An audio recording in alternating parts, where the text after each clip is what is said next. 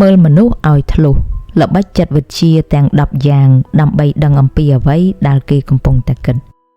លោកអ្នកដែលធ្លាប់ជួបមនុស្សម្នាក់ដែលគ្រាន់តែជួបមិនបានយូរផងប៉ុន្តែអ្នកមានអារម្មណ៍ថាអាចទុកចិត្តគេបានទាំងស្រុងដែរទេ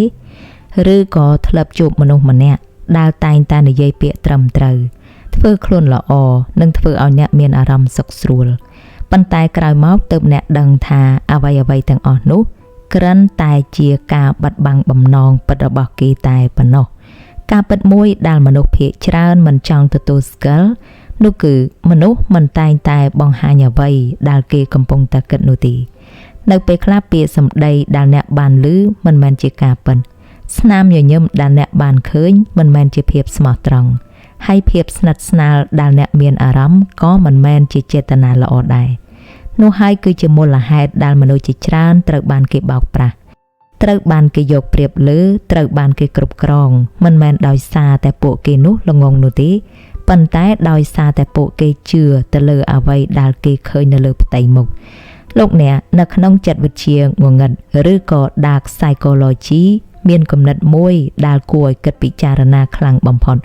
នោះគឺមនុស្សដែលពូកែគ្រប់គ្រងអ្នកដទៃមិនចាំបាច់កុហកអ្នកគ្រប់ពេលវេលានោះទេពួកគេគ្រាន់តែធ្វើឲ្យអ្នកជឿទៅលើរឿងដែលពួកគេចង់ឲ្យអ្នកជឿពួកគេមិនបានបង្ខំអ្នកឲ្យដើរតាមផ្លូវរបស់ពួកគេទេពួកគេធ្វើឲ្យអ្នកគិតថាវាគឺជាការសម្រេចចិត្តរបស់អ្នកខ្លួនឯងនោះហើយគឺជាទម្រង់នៃការគ្រប់គ្រងដែលគ្រោះថ្នាក់បំផុតពីព្រោះនៅពេលដែលមនុស្សម្នាក់អាចគ្រប់គ្រងការគិតរបស់អ្នកបានគេមិនចាំបាច់គ្រប់គ្រងសកម្មភាពរបស់អ្នកទៀតទេអ្នកនឹងធ្វើវាជំនួសគេដោយខ្លួនឯងដូច្នេះលោកអ្នកដឹងទេថាមនុស្សដែលគ្រោះថ្នាក់បំផុតមិនមែនជាមនុស្សដែលខឹងងាយឬក៏ស្រែករអ៊ូរទាំខ្លាំងនោះទេមនុស្សដែលគ្រោះថ្នាក់បំផុតជាញឹកញាប់គឺជាមនុស្សដែលស្ងប់ស្ងាត់បំផុតមនុស្សដែលចេះស្ដាប់មនុស្សដែលចេះនិយាយអ្វីដែលអ្នកចង់ឮនិងមនុស្សដែលធ្វើឲ្យអ្នកមានអារម្មណ៍ថាគេយល់ពីអ្នកជាងអ្នកណាទាំងអស់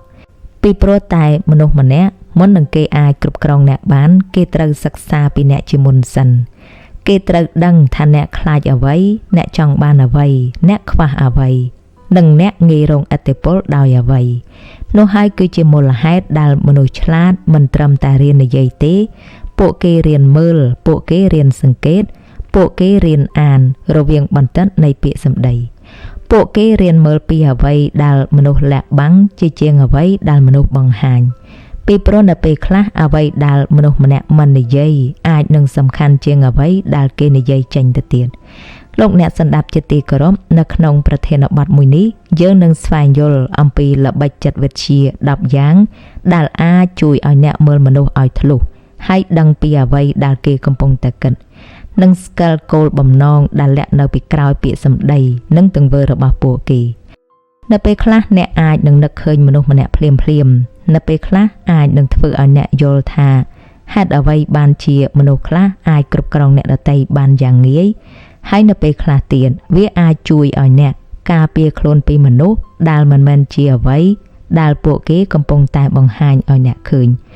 ដូច្នេះលោកអ្នកបើចង់រៀនមើលមនុស្សឲ្យធ្លុះសូមចាប់ផ្ដើមជាមួយនឹងល្បិចទី1ដូចខាងក្រោម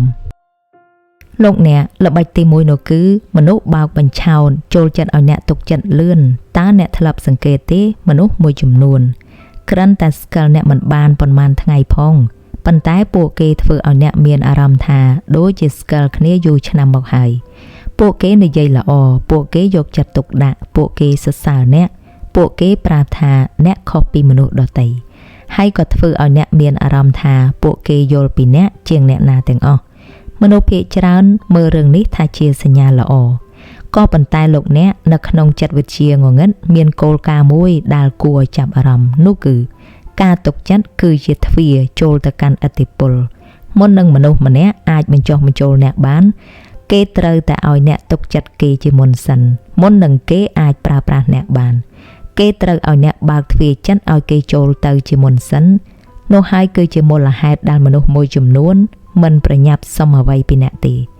ពួកគេប្រញាប់ធ្វើឲ្យអ្នកទុកចិត្តលើពួកគេនេះហើយគឺជាអ្វីដែលធ្វើឲ្យមនុស្សជាច្រើនចាញ់ល្បិចកលពួកគេគិតថាមនុស្សនេះល្អណាស់មនុស្សនេះយល់ពីខ្ញុំណាស់មនុស្សនេះស្មោះត្រង់ណាស់ ក៏ប៉ុន្តែការពិតលោកអ្នកមិនទាន់ស្គាល់គេគ្រប់គ្រាន់ផងអ្នកគ្រាន់តែស្គាល់រូបភាពដែលគេចង់ឲ្យអ្នកឃើញតែប៉ុណ្ណោះដូច្នេះមនុស្សដែលមានបំណងលាក់បាំងជាញឹកញាប់ចេះបង្កើតអារម្មណ៍ស្និទ្ធស្នាលបានលឿនពួកគេអាចចែករំលែករឿងផ្ទាល់ខ្លួនខ្លះៗដើម្បីឲ្យអ្នកគិតថាពួកគេកំពុងបើកចិត្តក៏ប៉ុន្តែពួកគេអាចស្វែងរកចំណុចដូចគ្នាជាមួយនឹងអ្នកដើម្បីបង្កើតអារម្មណ៍ថាយើងជាមនុស្សប្រភេទដូចគ្នាពួកគេអាចស្ដាប់អ្នកដោយយកចិត្តទុកដាក់ខ្លាំងរហូតដល់អ្នកមានអារម្មណ៍ថាទីបំផុតមានមនុស្សម្នាក់យល់ចិត្តអ្នកហើយប៉ុន្តែសំណួរគឺតើគេពិតជាយល់ពីអ្នកមែនទេតើគេគ្រាន់តែកំពុងតែសិក្សាពីអ្នកឬនេះគឺជាភាពខុសគ្នាដ៏សំខាន់មួយមនុស្សល្អចង់ស្គាល់អ្នកមនុស្សដែលចង់គ្រប់គ្រងអ្នកក៏ចង់ស្គាល់អ្នកដែរប៉ុន្តែមូលហេតុខុសគ្នាម្នាក់ចង់បង្កើតទំនាក់ទំនងម្នាក់ទៀតចង់រកចំណុចខ្សោយម្នាក់ចង់យល់ពីអ្នកម្នាក់ទៀតចង់ដឹងថាអ្នកងាយរងឥទ្ធិពលដោយអ្វីអ្នកខ្លាចអ្វីអ្នកចង់បានអ្វីអ្នកអាចត្រូវបានបញ្ចុះបញ្ចូលដោយរបៀបណាដូច្នេះនៅពេលដែលអ្នកជួបមនុស្សដែលធ្វើឲ្យអ្នកមានអារម្មណ៍ថាស្និទ្ធស្នាលខ្លាំងពេកលឿនពេកកុំប្រញាប់ប្រគល់ការទុកចិត្តមិនមែនដោយសារតែគេអាក្រក់ទេប៉ុន្តែដោយសារតែការទុកចិត្តពិតប្រាកដវាត្រូវការពេលវេលាមនុស្សអាចសម្ដែងបានមួយថ្ងៃអាចសម្ដែងបានមួយសប្តាហ៍អាចសម្ដែងបានមួយខែប៉ុន្តែចរិតពិតនឹងបង្ហាញខ្លួននៅពេលវេលាកន្លងផុតទៅយូរដូច្នេះច្បាប់ដំបូងនៅក្នុងការមើលមនុស្សឲ្យធ្លុះនោះគឺកុំទុកចិត្តមនុស្សដោយសារតែគេធ្វើឲ្យអ្នកមានអារម្មណ៍ល្អទុកចិត្តមនុស្សដោយសារតែពេលវេលាបានបង្ហាញថាគេសមនឹងទទួលបានការទុកចិត្តលោកអ្នកស្ដាប់ជាទីគោរពល្បិចទី2ការសរសើរខ្លះមិនមែនជាការសរសើរនោះទេមនុស្សគ្រប់គ្នាចូលចិត្តការសរសើរច្បាស់ណាស់មិនថាអ្នកជានរណាមានបទពិសោធន៍ប៉ុណ្ណាឬក៏ឆ្លាតប៉ុណ្ណានោះទេនៅពេលដែលមាននរណាម្នាក់ប្រាប់ថាអ្នកពូកែអ្នកក៏ជាមនុស្សឆ្លាតអ្នកខុសពីមនុស្សទូទៅចិត្តរបស់យើងតែងតែមានអារម្មណ៍ល្អនេះគឺជារឿងធម្មតាប៉ុន្តែនៅក្នុងចិត្តវិទ្យាងងឹតមានគោលការណ៍មួយដែលគេប្រើជាញឹកញាប់នោះគឺមុននឹងមនុស្សម្នាក់អាចមានឥទ្ធិពលលើអ្នកបានគេត្រូវធ្វើឲ្យអ្នកចូលចិត្តគេជាមុនសិនហើយវិធីដែលងាយបំផុតដើម្បីឲ្យគេចូលចិត្តនោះគឺការសរសើរក៏ប៉ុន្តែបញ្ហានោះគឺមិនមែនគ្រប់ការសរសើរសិតតែស្មោះត្រង់នោះទេការសរសើរខ្លះគឺជាអន្ទាក់ការសរសើរខ្លះគឺជាការវិនិយោគពួកគេកំពុងតែផ្ដល់អារម្មណ៍ល្អឲ្យអ្នកនៅថ្ងៃនេះប៉ុន្តែដើម្បីទទួលបានអ្វីមួយពីអ្នកវិញនៅថ្ងៃស្អែកលោកអ្នកតើលោកអ្នកធ្លាប់ជួបមនុស្សប្រភេទនេះដែរទេដំបូងគេសរសើរអ្នកគ្រប់យ៉ាងសរសើរពីសមត្ថភាពពីអត្តចរិតពីការគិតពីការងាររហូតដល់អ្នកចាប់ផ្ដើមមានអារម្មណ៍ថាមនុស្សនេះពិតជាឲ្យតម្លៃខ្ញុំមែនមនុស្សនេះពិតជាយល់ពីខ្ញុំមែនប៉ុន្តែបន្ទាប់ពីអ្នកទុកចិត្តគេហើយគេក៏ចាប់ផ្ដើមសុំរឿងដ៏តូចមួយបន្ទាប់មកសុំរឿងធំមួយហើយដោយសារតែអ្នកមានអារម្មណ៍ល្អចំពោះគេរួចទៅហើយអ្នកពិបាកបដិសេធនេះគឺជាអ្វីដែលអ្នកជំនាញផ្លូវចិត្តខ្លះហៅវាថាការបង្កើតបំណុលអារម្មណ៍គេធ្វើឲ្យអ្នកមានអារម្មណ៍ថាគេល្អនឹងខ្ញុំគេគាំទ្រខ្ញុំគេឲ្យតម្លៃខ្ញុំដូច្នេះនៅពេលដែលគេសុំអ្វីមួយអ្នកមានអារម្មណ៍ថាគួរតែតបស្នងទៅវិញនោះហើយគឺជាចំណុចដែលការសរសើរប្រែពីអំណោយទៅជាឧបករណ៍គ្រប់គ្រងប៉ុន្តែមានសញ្ញាមួយដែលអ្នកគួរតែសង្កេតឃើញនោះគឺការសរសើរពិតប្រាកដជាធម្មតាមានភាពស្ងប់ស្ងាត់និងសមហេតុផលសំដៅទៅលើរឿងជាក់លាក់វាមិនព្យាយាមធ្វើឲ្យអ្នករំភើបខ្លាំងពេកទេហើយផ្ទុយទៅវិញការសរសើរដែលមានបំណងលាក់កំបាំងជាញឹកញាប់គឺលឿនពេកញឹកញាប់ពេកហើយក៏នឹងធំពេកគេទៅតែស្គាល់អ្នកបន្តិចបន្តួចប៉ុណ្ណោះប៉ុន្តែនិយាយដូចជាអ្នកជាមនុស្សអស្ចារ្យបំផុតនៅក្នុងលោកគេទៅតែជួបអ្នកមិនបានប៉ុន្មានដងផងប៉ុន្តែធ្វើដូចជាអ្នកជាមិត្តជិតស្និទ្ធបំផុតរបស់គេនោះហើយដែលគួរឲ្យអ្នកសួរខ្លួនឯងថាតើគេពិតជាស្គាល់ខ្ញុំគ្រប់គ្រាន់ដើម្បីសរសើរខ្ញុំបែបនេះមែនទេឬក៏គេកំពុងតែព្យាយាមធ្វើឲ្យខ្ញុំមានអារម្មណ៍ល្អដើម្បីទទួលបានអ្វីមួយដូច្នេះលោកអ្នកមនុស្សឆ្លាតមិនស្រវឹងនឹងការសរសើរទេពួកគេទទួលយកវាអរគុណចំពោះវាប៉ុន្តែគេនៅតែសង្កេតមើលនៅតែមើលទង្វើនៅតែមើលថាបន្ទាប់ពីការសរសើរនោះតើមនុស្សម្នាក់នេះចង់បានអ្វីពីព្រោះនៅពេលខ្លះអន្ទាក់ដែលគ្រោះថ្នាក់បំផុតមិនមែនជាការគំរាមកំហែងនោះទេវាគឺជាពាក្យដែលអ្នកចង់ស្ដាប់បំផុតនោះឯង លោកអ្នកស្ដាប់ជាទីគោរពល្បិចចិត្តវិទ្យាទី3មនុស្សដែលចង់ប្រើប្រាស់អ្នកតែងតែសួរអ្នកច្រើនជាង5តើអ្នកធ្លាប់ជួបមនុស្សម្នាក់ដែលហាក់ដូចជាចាប់អារម្មណ៍ទៅលើអ្នកខ្លាំងណាស់ទេពួកគេសួរពីជីវិតរបស់អ្នកសួរពីគ្រួសារសួរពីការងារសួរពីបញ្ហាដែលអ្នកកំពុងតែជួបប្រទះសួរពីក្តីស្រមៃនិងគោលដៅរបស់អ្នកនៅលើផ្ទៃមុខមើលទៅហាក់ដូចជាការយកចិត្តទុកដាក់ក៏ប៉ុន្តែនៅក្នុងចិត្តវិទ្យាងងឹតមានគោលការណ៍មួយដែលបញ្ជាក់ថាព័ត៌មានគឺជាអំណាចមុននឹងមនុស្សម្នាក់អាចមានឥទ្ធិពលលើអ្នកបានគេត្រូវតែដឹងអំពីអ្នកជាមុនសិនគេត្រូវដឹងថាអ្នកចង់បានអ្វីអ្នកខ្លាចអ្វីហើយអ្វីដែលអាចធ្វើឲ្យអ្នកធ្វើការសម្រេចចិត្តដោយអារម្មណ៍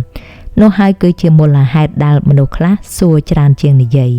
ពួកគេកំពុងតែប្រមូលព័ត៌មានពីអ្នកហើយព័ត៌មានដែលអ្នកផ្ដល់ឲ្យពួកគេនៅថ្ងៃនេះអាចคล้ายទៅជាឧបករណ៍ដែលពួកគេប្រើប្រាស់លើអ្នកវិញនៅថ្ងៃស្អែក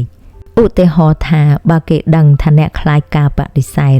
គេអាចប្រើអារម្មណ៍នោះដើម្បីដាក់សម្ពាធលើអ្នកបើគេដឹងថាអ្នកចូលចិត្តឲ្យគេទទួលស្គាល់គេអាចប្រើការសរសើរដើម្បីតាក់ទាញឲ្យអ្នកធ្វើអ្វីដែលគេចង់បានបើគេដឹងថាអ្នកមានចិត្តអាណិតអាសូរច្រើនគេអាចដើរតួជាជនរងគ្រោះដើម្បីទទួលបានអ្វីមួយពីអ្នកនេះមិនមែនមានន័យថាមនុស្សគ្រប់គ្នាដែលសួរអ្នកសិតតែមានបំណងអាក្រក់នោះទេប៉ុន្តែមនុស្សឆ្លាតតែងតែសង្កេតរឿងមួយតើគេសួរដើម្បីស្គាល់ខ្ញុំឬក៏គេសួរដើម្បីយកព័ត៌មានពីខ្ញុំពីព្រោះនៅពេលខ្លះអ្នកដែលកំពុងតែស្ដាប់អ្នកដោយយកចិត្តទុកដាក់បំផុតវាអាចជាអ្នកដែលកំពុងតែសិក្សាពីអ្នកផងដែរលោកអ្នកស្ដាប់ជាទីគោរពល្បិចចិត្តវិទ្យាងងឹតទី4ពួកគេសាកល្បងព្រំដែនរបស់អ្នកជាមុនសិនមនុស្សភាគច្រើនគិតថាមនុស្សដែលចង់គ្រប់គ្រងលើអ្នកនឹងបង្ហាញចេតនារបស់ខ្លួនឯងភ្លាមប៉ុន្តែការពិតពួកគេកម្រនឹងធ្វើបែបនោះណាស់មនុស្សដែលពូកែខាងលេងផ្លូវចិត្តបំផុតពួកគេដឹងច្បាស់បើពួកគេជំរុញខ្លាំងពេកតាំងពីដំបូងអ្នកនឹងប្រុងប្រយ័ត្នខ្លួនដូច្នេះពួកគេចាប់ផ្ដើមពីរឿងតូចរហូតដល់អ្នកមិនចាប់អារម្មណ៍ផងឧទាហរណ៍ថាគេខ្ចីពេលអ្នកបន្តិចគេសុំជំនួយតិចតួចគេស្នើឲ្យអ្នកធ្វើរឿងមួយដែលអ្នកមិនសូវជាចង់ធ្វើឬក៏គេនិយាយអ្វីមួយដែលធ្វើឲ្យអ្នកមិនស្រួលនៅក្នុងចិត្តបន្តិចម្ដងហើយបន្ទាប់មកគេក៏រងចាំមើលប្រតិកម្មរបស់អ្នកតើអ្នកនឹងនិយាយថាទេឬក៏អត់តើអ្នកនឹងការពារព្រំដែនរបស់ខ្លួនឬក៏អត់តើអ្នកនឹងងាយចោះចាញ់សម្ពាធប៉ុណ្ណានេះគឺជាអ្វីដែលអ្នកជំនាញខាងអាកប្បកិរិយាហៅថា boundary testing ឬក៏ការសាកល្បងព្រំដែនដូច្នេះលោកអ្នកមនុស្សដែលចង់ប្រើប្រាស់អ្នកមិនចាប់ផ្ដើមដោយការគ្រប់គ្រងធំទេពួកគេចាប់ផ្ដើមដោយការសាកល្បងលើអ្នកតូចពីព្រោះរបៀបដែលអ្នកឆ្លើយតបចំពោះរឿងតូចនឹងប្រាប់ពួកគេថាអ្នកងាយរងឥទ្ធិពលប៉ុណ្ណាសូមលោកអ្នកចងចាំបើថ្ងៃនេះអ្នកអនុញ្ញាតឲ្យគេឆ្លងកាត់ព្រំដែនតូចមួយរបស់អ្នកស្អែកគេនឹងសាកល្បងធំជាងមុនបើអ្នកព្រមទៀតគេនឹងបន្តទៅមុខទៀតមិនមែនដោយសារតែគេក្លាហានជាងមុនទេប៉ុន្តែដោយសារតែគេដឹងថាអ្នកមិនបានដាក់ព្រំដែនដូច្នេះលោកអ្នកនេះហើយគឺជាមូលហេតុដែលមនុស្សខ្លះនៅទីបំផុតមានអារម្មណ៍ថាហេតុអ្វីបានជាគេហ៊ានធ្វើបែបនេះដាក់ខ្ញុំចម្លើយគឺជាញឹកញាប់មិនមែនគេចាប់ផ្ដើមពីទីនោះទេគេមកដល់ទីនោះបន្តិចម្ដងមួយជំហានម្ដងរហូតដល់អ្នកសឹមទៅនឹងការបាត់បង់ព្រំដែនរបស់ខ្លួនមនុស្សដែលមើលមនុស្សឲ្យធ្លុះតែងតែសង្កេតរឿងមួយតើមនុស្សម្នាក់គោរពពាក្យថាទេរបស់ខ្ញុំដែរឬទេពីព្រោះមនុស្សដែលគេគោរពអ្នកនៅពេលដែលឮអ្នកនិយាយថាទេពួកគេនឹងគោរពវាប៉ុន្តែមនុស្សដែលចង់គ្រប់គ្រងលើអ្នកជាញឹកញាប់នឹងព្យាយាមរុញអ្នកបន្តិចម្ដងសុំបន្តិចទៀតបញ្ចុះបញ្ចូលបន្តិចទៀតឬក៏ធ្វើឲ្យអ្នកមានអារម្មណ៍ថាអ្នកជាមនុស្សអាក្រក់ព្រោះតែហ៊ានបដិសេធនេះហើយនឹងនាំយើងទៅកាន់ល្បិចទី5ដែលជាល្បិចដ៏គ្រោះថ្នាក់បំផុតពីព្រោះវានឹងធ្វើឲ្យមនុស្សល្អជាច្រើនចោះចាញ់ដោយសារអារម្មណ៍ខ្លួនឯងនោះគឺ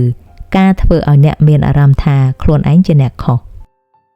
លោកអ្នកស្ដាប់ជាទីគោរពល្បិចទី5ពួកគេធ្វើឲ្យអ្នកមានអារម្មណ៍ថាខ្លួនអ្នកគឺជាអ្នកខុសនៅក្នុងចំណោមល្បិចផ្លូវចិត្តទាំងអស់នេះគឺជាល្បិចមួយដែលមានប្រសិទ្ធភាពខ្ពស់បំផុតហើយជាអកុសលវាក៏មានប្រសិទ្ធភាពជាពិសេសទៅលើមនុស្សល្អទៅលើមនុស្សដែលមានសតិសម្បជញ្ញៈទៅលើមនុស្សដែលមិនចង់ធ្វើឲ្យអ្នកដទៃឈឺចាប់ ពីព្រោះមនុស្សប្រភេទនេះតែងតែសួរខ្លួនឯងថាតើខ្ញុំធ្វើខុសមែនទេឬក៏តើខ្ញុំគួរតែធ្វើបានល្អជាងនេះទេហើយមនុស្សដែលចង់គ្រប់គ្រងលើអ្នកដឹងច្បាស់អំពីចំណុចទាំងនេះដូច្នេះជំនួសឲ្យការបង្ខំអ្នកពួកគេធ្វើឲ្យអ្នកមានអារម្មណ៍ខុសឧទាហរណ៍ថានៅពេលដែលអ្នកបដិសេធសំណើអ្វីមួយពួកគេនឹងនិយាយថាខ្ញុំមិននឹកស្មានថាអ្នកនឹងធ្វើបែបនេះដាក់ខ្ញុំទេឬក៏បើជាខ្ញុំវិញខ្ញុំនឹងជួយអ្នកភ្លាមឬក៏មិនអីទេខ្ញុំគ្រាន់តែខកចិត្តបន្តិចបន្តួចតែប៉ុណ្ណោះ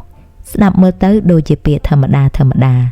ប៉ុន្តែអ្វីដែលកំពុងកើតឡើងនៅពីក្រោយពាក្យទាំងនោះគឺការដាក់បន្ទុកអារម្មណ៍លើអ្នកពួកគេកំពុងតែព្យាយាមធ្វើឲ្យអ្នកមានអារម្មណ៍ថាប្រហែលជាខ្ញុំគួរតែព្រមប្រហែលជាខ្ញុំជាមនុស្សអាក្រក់ប្រហែលជាខ្ញុំគួរតែធ្វើតាមគេហើយនៅពេលដែលអ្នកចាប់ផ្ដើមមានអារម្មណ៍ថាខុសអ្នកក៏ចាប់ផ្ដើមបោះបង់ព្រំដែនរបស់ខ្លួន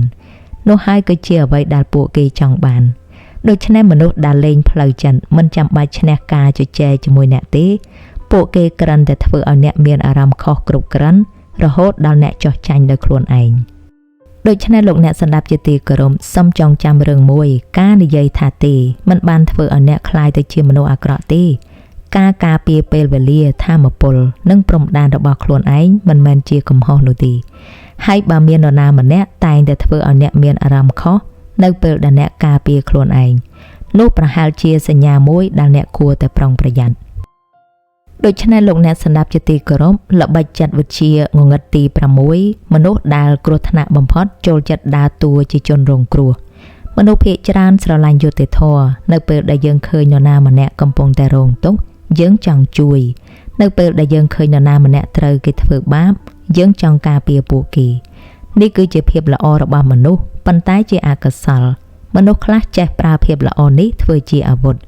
នៅក្នុងចិត្តវិទ្យាងងឹតមានមនុស្សមួយប្រភេទដែលកម្រនិងទទួលខុសត្រូវចំពោះកំហុសរបស់ខ្លួននៅពេលដែលមានបញ្ហាពួកគេមិនបានសួរថាតើខ្ញុំបានធ្វើអ្វីខុសទេផ្ទុយទៅវិញពួកគេនឹងសួរថាតើខ្ញុំអាចបង្ហាញខ្លួនជាជនរងគ្រោះបានយ៉ាងដូចម្តេច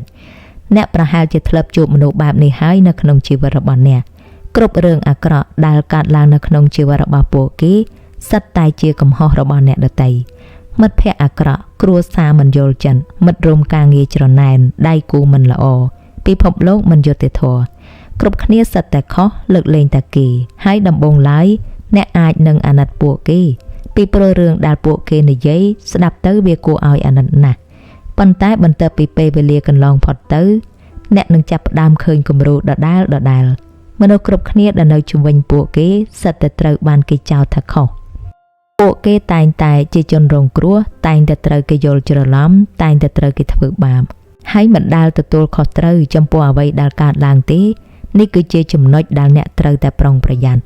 ពីព្រោះមនុស្សដែលតែងតែដើរតួជាជនរងគ្រោះអាចកំពុងតែប្រើការអាណិតរបស់អ្នកដើម្បីគ្រប់គ្រងលើអ្នកពួកគេចង់ឲ្យអ្នកមានអារម្មណ៍សោកស្ដាយចំពោះពួកគេចង់ឲ្យអ្នកការពារពួកគេចង់ឲ្យអ្នកអត់ទោសឲ្យពួកគេម្ដងហើយម្ដងទៀតហើយនៅពេលដែលអ្នកចាប់ផ្ដើមសួរនាំឬក៏ដាក់ព្រំដែនពួកគេនឹងធ្វើឲ្យអ្នកមានអារម្មណ៍ថាអ្នកកំពុងតែធ្វើបាបពួកគេវិញនោះហើយគឺជាភាពគ្រោះថ្នាក់បំផុតនៃមនុស្សពីព្រោះអ្នកមិនត្រឹមតែត្រូវគេប្រើប្រាស់ទេអ្នកថែមទាំងមានអារម្មណ៍ខុសចំពោះការព្យាយាមការពារខ្លួនឯងទៀតផងដូច្នេះមនុស្សឆ្លាតមិនវិនិច្ឆ័យមនុស្សទៅតាមរឿងរ៉ាវដែលគេនិយាយទេពួកគេនឹងមើលគំរូដែលកើតឡើងម្ដងហើយម្ដងទៀតពីព្រោះមនុស្សគ្រប់គ្នាអាចជាជនរងគ្រោះម្ដងម្កាលដែរប៉ុន្តែបើនរណាម្នាក់ជាជនរងគ្រោះគ្រប់ពេលវេលានោះអ្នកក៏ប្រហែលជាត្រូវសួរខ្លួនឯងថាតើគេពិតជាជនរងគ្រោះមែនឬក៏គេកំពុងតែប្រើតួនាទីជាជនរងគ្រោះដើម្បីគ្រប់គ្រងការយល់ឃើញរបស់អ្នកដូច្នេះលោកអ្នកស្ដាប់ជាទីគោរពល្បិចចិត្តវិទ្យាងងឹតទី7ពួកគេធ្វើឲ្យអ្នកសង្ស័យលើខ្លួនឯងនៅក្នុងចំណោមល្បិចផ្លូវចិត្តទាំងអស់នេះប្រហែលជាល្បិចដែលគ្រោះថ្នាក់បំផុតផងដែរហេតុអ្វីពីព្រោះវាមិនបានវាយប្រហារទៅលើលុយរបស់អ្នកមិនវាយប្រហារទៅលើពេលវេលារបស់អ្នកក៏ប៉ុន្តែវាយប្រហារទៅលើអ្វីដែលសំខាន់ជាងគេនោះគឺទំនុកចិត្តលើខ្លួនឯងនៅពេលដែលអ្នកបាត់បង់ទំនុកចិត្តទៅលើការគិតរបស់ខ្លួនហើយអ្នកនឹងចាប់ផ្ដើមពឹងផ្អែកលើអ្នកដទៃហើយនៅពេលដែលអ្នកចាប់ផ្ដើមពឹងផ្អែកលើអ្នកដទៃអ្នកងាយនឹងត្រូវបានគេគ្រប់គ្រង ដូច្នេះមនុស្សដែលប្រើល្បិចនេះកម្រនិយាយថាអ្នកខុសដោយផ្ទាល់មាត់ណាផ្ទុយទៅវិញពួកគេនិយាយបែបស្ងាត់ជាងឧទាហរណ៍ថាអ្នកគិតច្រើនពេកហើយអ្នកចាំខុសហើយរឿងនឹងមិនដែលកើតឡើងទេអ្នកយល់ច្រឡំហើយអ្នកប្រតិកម្មជ្រុលពេកហើយដំបូងអ្នកអាចនឹងមិនគិតអ្វីប៉ុន្តែនៅពេលដែលអ្នកឮវាម្ដងហើយម្ដងទៀតអ្នកនឹងចាប់ផ្ដើមសួរខ្លួនឯងថាតើខ្ញុំចាំខុសមែនទេតើខ្ញុំគិតច្រើនពេកមែនទេតើខ្ញុំកំពុងប្រតិកម្មជ្រុលពេកមែនទេនោះហើយគឺជាពេលដែលល្បិចនេះចាប់ផ្ដើមមានប្រសិទ្ធភាពអ្នកចាប់ផ្ដើមសង្ស័យលើអារម្មណ៍របស់ខ្លួនសង្ស័យការចងចាំរបស់ខ្លួនសង្ស័យការសម្រេចចិត្តរបស់ខ្លួនរហូតដល់ថ្ងៃមួយអ្នកលែងជឿទៅលើខ្លួនឯងហើយចាប់ផ្ដើមជឿពួកគេច្រើនជាងជឿខ្លួនឯងនេះហើយគឺជាអ្វីដែលមនុស្សប្រភេទនេះចង់បានពីព្រោះនៅពេលដែលអ្នកបាត់បង់ជំនឿលើខ្លួនឯងហើយពួកគេនឹងក្លាយទៅជាអ្នកកំណត់អ្វីដែលជាការគិតសម្រាប់អ្នកក៏ប៉ុន្តែលោកអ្នកមានរឿងមួយដែលអ្នកគួរតែចងចាំមនុស្សដែលយកចិត្តទុកដាក់ពិតប្រាកដអាចមិនយល់ស្របជាមួយនឹងអ្នកគ្រប់រឿងប៉ុន្តែពួកគេមិនធ្វើឲ្យអ្នកមានអារម្មណ៍ថាអ្នកឆ្កួតឬក៏គ្មានសមត្ថភាពគិតដោយខ្លួនឯងនោះទេពួកគេគោរពទស្សនៈរបស់អ្នកគោរពអារម្មណ៍របស់អ្នកគោរពបទពិសោធន៍របស់អ្នកដូច្នេះបើមាននរណាម្នាក់តែងតែធ្វើឲ្យអ្នកសង្ស័យលើខ្លួនឯងតែងតែបដិសេធអ្វីដែលអ្នកយល់ឃើញតែងតែបង្ខំឲ្យអ្នកជឿថាអ្នកជាមនុស្សដែលមានបញ្ហាសូមប្រុងប្រយ័ត្នពីព្រោះនៅពេលខ្លះបញ្ហាមិនមែនស្ថិតនៅក្នុងការគិតរបស់អ្នកទេបញ្ហាអាចស្ថិតនៅក្នុងចំណោមមនុស្សដែលកំពុងតែព្យាយាមគ្រប់គ្រងការគិតរបស់អ្នកលោកអ្នកស្ដាប់ជាទីគោរពចំណែកឯល្បិចចិត្តវិទ្យាងងឹតទី8នោះគឺពួកគេមិនចង់ឲ្យអ្នកឯករាជ្យមានរឿងមួយដែលមនុស្សភាគច្រើនមិនសូវសង្កេតឃើញមនុស្សដែលចង់គ្រប់គ្រងលើអ្នកមិនចាំបាច់បំផ្លាញអ្នកទេនៅពេលខ្លះពួកគេគ្រាន់តែមិនចង់ឲ្យអ្នករឹងមាំពេកមិនចង់ឲ្យអ្នកឯករាជ្យពេកមិនចង់ឲ្យអ្នកអាចរស់នៅបានដោយគ្មានពួកគេហេតុអ្វី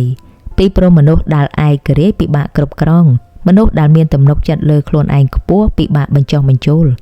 មនុស្សដែលអាចសម្រេចចិត្តដោយខ្លួនឯងពិបាកធ្វើឲ្យភ័យខ្លាចដូច្នេះមនុស្សប្រភេទនេះមិនតែងតែវាយប្រហារអ្នកដោយផ្ទាល់ទេផ្ទុយទៅវិញពួកគេធ្វើឲ្យអ្នកមានអារម្មណ៍ថាអ្នកត្រូវការពួកគេធ្វើឲ្យអ្នកមានអារម្មណ៍ថាបើគ្មានខ្ញុំអ្នកនឹងមានបញ្ហាអ្នកមិនអាចធ្វើវាបានទេខ្ញុំដឹងល្អជាងអ្នកទុកឲ្យខ្ញុំជាអ្នកសម្រេចចិត្តទៅដំបូងវាស្ដាប់ទៅដូចជាការជួយដូចជាការយកចិត្តទុកដាក់ដូចជាការការពារប៉ុន្តែបន្តិចម្ដងអ្នកនឹងចាប់ផ្ដើមពឹងផ្អែកលើពួកគេកាន់តែច្រើនអ្នកនឹងចាប់ផ្ដើមសុំយោបល់ពីពួកគេគ្រប់រឿងអ្នកនឹងចាប់ផ្ដើមខ្លាចនៅក្នុងការសម្រេចចិត្តដោយខ្លួនឯងហើយមុនពេលដែលអ្នកដឹងខ្លួនអ្នកលែងជឿជាក់លើសមត្ថភាពរបស់ខ្លួនឯងទៅហើយនោះហើយគឺជាអ្វីដែលពួកគេចង់បានមិនមែនជាការគ្រប់គ្រងរាងកាយរបស់អ្នកទេក៏ប៉ុន្តែជាការគ្រប់គ្រងការសម្រេចចិត្តរបស់អ្នកទាំងស្រុងដូច្នេះលោកអ្នកមនុស្សដែលស្រឡាញ់និងគោរពអ្នកពិតប្រាកដចង់ឃើញអ្នករឹងមាំចង់ឃើញអ្នករីកចម្រើនចង់ឃើញអ្នកអាចឈរលើជើងរបស់ខ្លួនឯងបានប៉ុន្តែមនុស្សដែលចង់គ្រប់គ្រងអ្នកជាញឹកញាប់ចង់ឲ្យអ្នកនៅតែត្រូវការពួកគេពីព្រោះនៅពេលដែលអ្នកត្រូវការពួកគេមានអំណាចលើអ្នកដូច្នេះសូមអ្នកសួរខ្លួនឯងមួយសំណួរទៅមើលតើមនុស្សដែលនៅជុំវិញខ្ញុំកំពុងតែជួយឲ្យខ្ញុំរឹងមាំជាងមុនឬក៏តើពួកគេកំពុងតែធ្វើឲ្យខ្ញុំពឹងផ្អែកលើពួកគេកាន់តែខ្លាំងលោកអ្នកចម្លើយចំពោះសំណួរនេះអាចបង្ហាញចេតនាពិតរបស់មនុស្សម្នាក់បានយ៉ាងច្បាស់លោកអ្នកស្ដាប់ជាទីគោរពល្បិចទី9មនុស្សខ្លះមានមុខមាត់ច្រើនមានពាក្យមួយនៅក្នុងចិត្តវិទ្យាដែលគួរចាប់អារម្មណ៍ណាស់នោះគឺមនុស្សភាគច្រើនបង្ហាញខ្លួនពិតតែមួយប៉ុន្តែមនុស្សដែលចង់គ្រប់គ្រងអ្នកដទៃចេះបដូរមុខមាត់ទៅតាមស្ថានភាពនៅពេលដែលអ្នកនៅជាមួយគេពួកគេជាមនុស្សមួយបែបនៅពេលដែលនៅជាមួយអ្នកផ្សេងពួកគេคล้ายទៅជាមនុស្សមួយបែបផ្សេងទៀតហើយនៅពេលដែលអ្នកឃើញភាពផ្ទុយគ្នាទាំងនោះអ្នកនឹងចាប់ផ្ដើមយល់ច្រឡំអ្នកចាប់ផ្ដើមសួរខ្លួនឯងថាតើមួយណាជាចរិតពិតរបស់គេនេះហើយគឺជាអ្វីដែលធ្វើឲ្យមនុស្សប្រភេទនេះពិបាកអានជាងគេ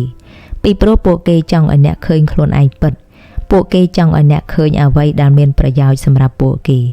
ឧទាហរណ៍ថានៅចំពោះមុខមនុស្សដែលមានអំណាចពួកគេអាចនឹងសុភាពរាបសារ នៅចំពោះមុខមនុស្សដែលអាចផ្ដល់ប្រយោជន៍ពួកគេអាចមានចិត្តល្អនៅចំពោះមុខដែលគ្មានប្រយោជន៍សម្រាប់ពួក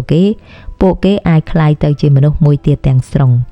នេះហើយគឺជាចំណុចដែលមនុស្សឆ្លាតគេសង្កេតពួកគេមិនវិនិច្ឆ័យមនុស្សទៅតាមរបៀបដែលមនុស្សនោះប្រព្រឹត្តចំពោះខ្លួនឯងទេ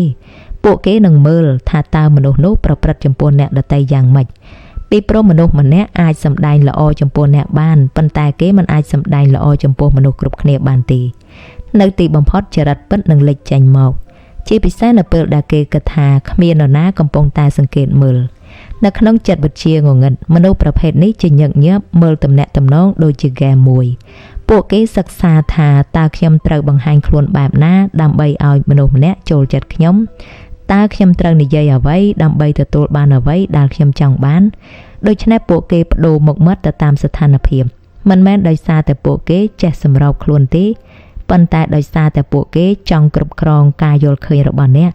ដូច្នេះលោកអ្នកនេះហើយនឹងនាំយើងទៅកាន់ល្បិចចុងក្រោយល្បិចដែលអាចជួយឲ្យអ្នកមើលមនុស្សឲ្យធ្លុះជាងល្បិចណាទាំងអស់ពីព្រោះវាមិនផ្ដោតទៅលើអ្វីដែលមនុស្សនិយាយមិនផ្ដោតទៅលើអ្វីដែលមនុស្សបង្ហាញ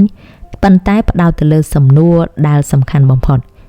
តើមនុស្សម្នាក់នេះទទួលបានអ្វីពីអ្វីដែលគេកំពុងតែធ្វើនោះហើយគឺជាល្បិចទី10លោកអ្នកល្បិចទី10នោះគឺកុំមើលអ្វីដែលគេនិយាយត្រូវមើលទៅលើអ្វីដែលគេទទួលបានមកដល់ល្បិចចុងក្រោយនេះវាអាចជាល្បិចដែលសាមញ្ញបំផុត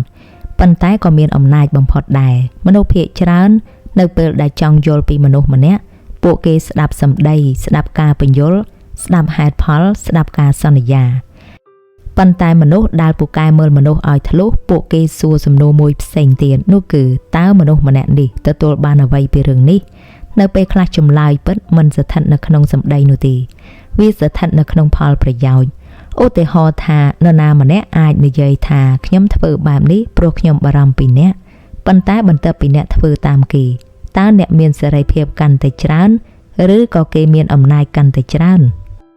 លោកអ្នកនរណាម្នាក់អាចនឹងនិយាយថាខ្ញុំគ្រាន់តែចង់ជួយអ្នកប៉ុន្តែបន្ទាប់ពីជំនួយនោះតើអ្នករឹងមាំជាងមុនឬ